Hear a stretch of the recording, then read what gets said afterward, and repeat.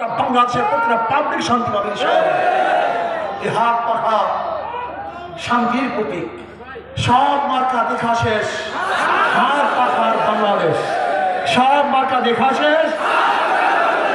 আমি সবাইকে বলবো, মাহে সমাপ্ত কর্মবোধের অবকাশ করে বিশ্রামে জাগ্রত হতে হবে।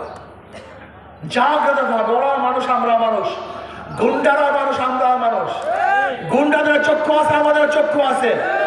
গুন্ডাদের হাত আছে, আমাদের হাত আছে। ওদের পাও আছে, আমাদের পাও আছে। তোরা গুন্ডা যদি গুন্ডামি করতে আসে, রুখে যান, দাঁড়িয়ে যান। গুন্ডারা পালাতে বাধ্য হবে ইনশাআল্লাহ। গুন্ডারা বাংলাদেশ থেকে উৎখাত করবই করবে ইনশাআল্লাহ। আসুন ঐক্যবদ্ধভাবে আমরা ইনশাআল্লাহ কাজ করব। এখন থেকে দাওয়াতি কাজ করব, সবাই মাঝে দাওয়াত নিয়ে যাব। শোনেন, আর একটা কথা না বললেই নয়, ইসলামের খুবই আমাদের মধ্যে আছে। এক গাজা করে একজন প্রশ্ন করতেছে, হুজুর ইসলাম ক্ষমতায় আসলে আমার গাজার অবস্থাটা কি হবে? বেচারা তো নেশাগ্রস্ত। আমি বললাম, বাবা তুমি মসজিদে গিয়ে কি গাঁজা সেবন করতে পারবা? বলেন না। আমি বললাম কেন? তোর হুজুর পরিবেশ নেই।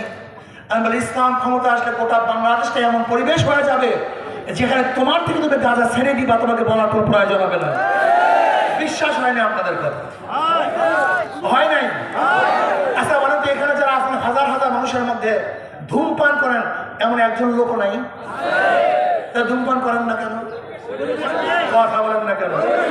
নিষেধ করছি, বাধা দিছি, বলছি, একবার করে মনে চাইছে, তার মানে আজকে মানুষ ধ্বংস হচ্ছে কেন? মানুষ খারাপ হচ্ছে কেন? এই পরিবেশের কারণে। ইসলাম ক্ষমতা আসলে কোনো জোর করার প্রয়োজন নেই। অনেক গাড়ি ছাড়া মানুষ বলে আলাই ইসলাম আসলে মনে হয় আমাকে জোর করিয়া দাঁড়িয়ে রাখবে। বোকা! দুনিয়ার সবচেয়ে পবিত্র জায়গা হলো মসজিদ। আচ্ছা মসজিদে ঢুকলে আমাদেরকে বলছে যে দাঁড়িয়ে রাখো, তারপর মসজিদে ঢোকো। দুনিয়ার সবচেয়ে পবিত্র জায়গা মসজিদ, সেখানে আমাকে দাঁড়িয়ে রাখার জন্য বাধ্য করা হয়নি, টুপি পরার জন্য বাধ্য করা হয়নি। আর এই গোটা বাংলাদেশে আপনার দাড়ি ছাড়া থাকলে আপনাকে দেশ থেকে তাড়িয়ে দেবে। আপনার মাথার মধ্যে ঢুকাইছে কে? আপনি বোকা ঢোকা না কেন? ইসলামের বাড়াবাড়ি বলতে কিচ্ছু নেই।